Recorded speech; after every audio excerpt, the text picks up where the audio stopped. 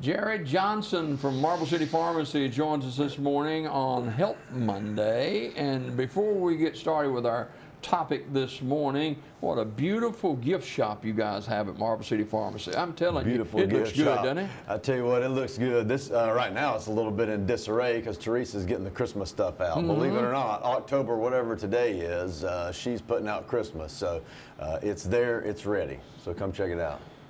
Seems like every time, this time of year, we talk about Medicare, and we're talking about it today, Medicare Part D, open enrollment. When did this start? Starting on Friday, Okay. October the 15th. The window for open enrollment is October 15th to December the 7th. So we're kind of getting our ducks in a row right now. And you guys need to know that starting Friday, it'll be ready for you, but you got till December 7th to make it happen. The differences in Part A and Part B and Part D.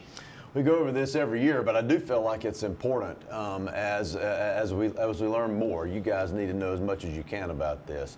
Medicare Part A is your hospital insurance, and if you pay Medicare taxes during your working lifetime, you don't pay anything for Medicare Part A.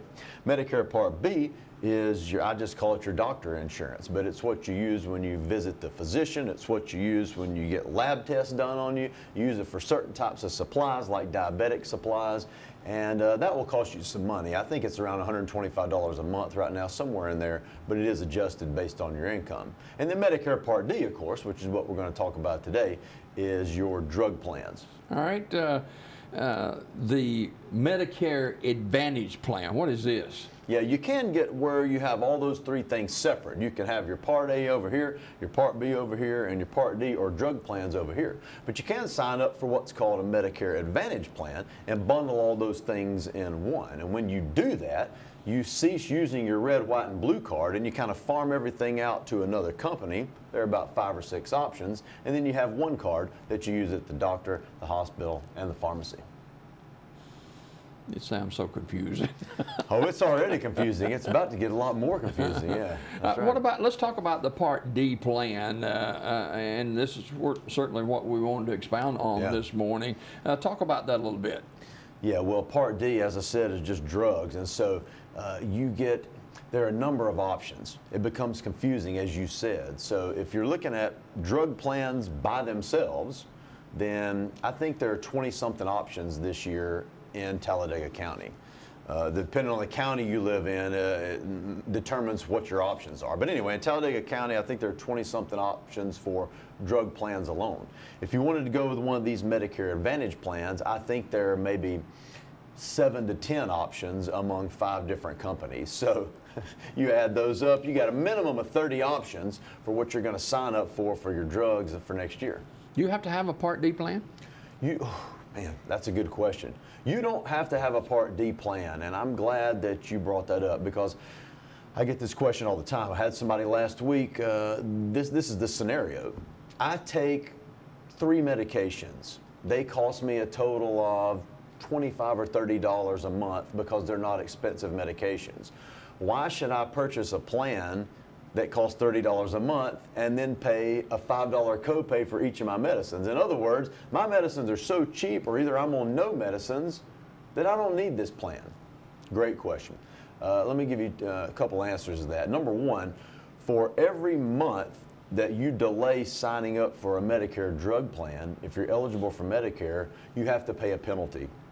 I had an employee not too long ago who had gone years without having a Part D plan, and the plan cost $30 a month regularly. He was going to be asked to pay something like $90-something a month. So these penalties can get very, very steep. That's number one. The second reason you need to get one is because you can't predict the future, right? That's what insurance is. Today, maybe you're only on one medication that costs $10. Tomorrow, you may be on one that's $400. And so, you know, for those 2 reasons, my opinion, you certainly should. Yeah, wow. With Parts A, B, and D, how do I know where to go and what to choose?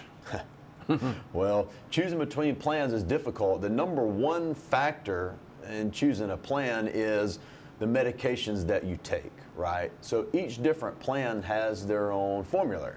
A formulary is just a list of covered medications. So that makes it to where the right plan for me might not be the right plan for you. In fact, my parents were on the same plan this year, but there have been years that my parents have been on different plans. We have a lot of spouses who are on different plans because they take different medications. And so once you get past the medications, the plans have different deductibles, they have different monthly costs. There are a lot of factors, but the number one factor is what medicine you take. Wow. What are the preferred networks? You know, this has kind of junked up everything. In the last 15 to 20 years, this has kind of developed over time. It used to be that no matter what Medicare drug plan you have, you pick any pharmacy you want and the medication costs the same thing. Now it's not so much the same, and you guys know this who have Medicare drug plans now. Preferred networks are networks of pharmacies in which you can pay a lower price, right? So you may have one Medicare Part D plan over here where your medication is cheaper at Walgreens. You got another Medicare Part D plan where your medication is cheaper with me. You got another Medicare Part D plan over here where medication is cheaper at Walmart. And so if you have a pharmacy that you prefer, a pharmacy that you love, which of course we think should be ours, then you need to be careful not to sign up for a plan that's going to push you to go somewhere else. And so that's one of the things that we take a deep dive into every year to make sure that those plans that we're contracted with, our patients know about. So what we've talked about this morning, and you know, I'm not as old as some of our viewers, but I'm older than some. It's going to be kind of confusing. How do I get help with this? Yeah, it's confusing, all right. I started a list last week, right?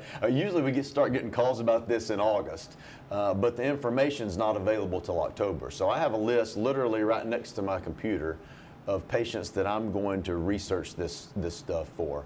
The answer to the question of how you get help is to ask your pharmacist. You're not going to find a better resource than a pharmacist, and I don't want to.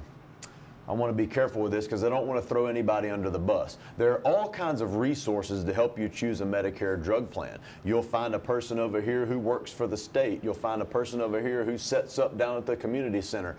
And those people are trying to do a very good thing. You know, we even have pharmacy students from Auburn who go all over the state and try to help people find drug plans. But the truth is, nobody knows more about this than your pharmacist. So you need to ask your pharmacist, talk to me about the plans that are available to me for my medication, and talk to me about the plans that I can continue to use this pharmacy if I sign up for them. So all this begins on Friday, the sign up? Starts on Friday. I will tell you, for those of you guys who are my patients, or for those of you guys who want to be my patients, this is the time of year where actually we get a lot of new business because people are looking for help. They come to us for help. They end up being our patients, you know, starting on January the 1st of next year. We welcome all of you.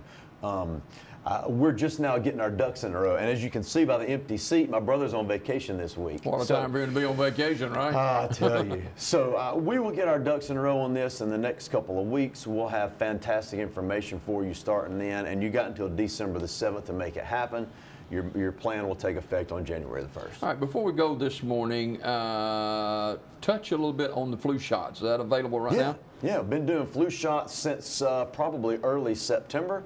Done a bunch of them, actually. And I'll continue to do COVID vaccines on Tuesday and Thursday. The demand for that's died down some because I think most people who've gotten it have at least had the first dose. So COVID vaccines Tuesday and Thursday. Flu vaccine anytime you want it, anytime we're open. And yeah, it's rolling. Is a booster available with you guys as of yet? Oh, great question. But okay, I'm glad you brought that up. The booster dose is a very common question. We're probably getting 10 to 15 questions of that every day right now. First of all, the only booster dose that's been approved by the FDA for broad use is the Pfizer vaccine. That's not the one we have. We had the one that's made by Moderna. And if I understand correctly, the Moderna has only been approved by the FDA for certain cancer patients and those who are severely immunocompromised. So if you're just a regular person who's 65 years old, 70 years old, whatever your age is, and you're looking to get the third dose of the Moderna, which is the one we have, that's not been approved yet by the FDA. All right. Jared Johnson from Marble City Farms said, Help Monday every second Monday of the month. More day break just ahead. Don't go away.